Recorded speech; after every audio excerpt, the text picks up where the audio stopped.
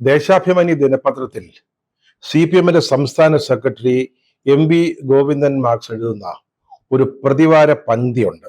അതിന്റെ പേര് നേർവഴി എന്ന. പാർട്ടി സഖാക്കളെ നേർവഴിക്ക് കൊണ്ടുപോവുക എന്ന ലക്ഷ്യത്തോടു കൂടിയാണ് അദ്ദേഹം ഈ കോളം കൈകാര്യം ചെയ്യുന്നത്. ഈ ആഴ്ചത്തെ അദ്ദേഹത്തിന്റെ ലേഖനത്തിന്റെ തലക്കെട്ട് UDF-ന്റെ നിഴൽക്കുത്ത് എന്താണ്.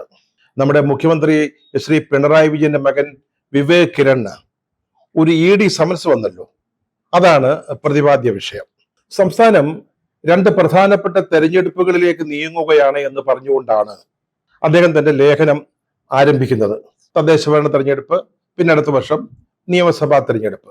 തുടക്കം കഴിഞ്ഞാൽ പിന്നെ അദ്ദേഹം ഈ പിണറായി വിജയന്റെ കഴിഞ്ഞ 9 വർഷത്തെ ഭരണ നേട്ടങ്ങൾ വളരെ വിശദമായിട്ട് പ്രതിപാദിക്കുന്നുണ്ട്.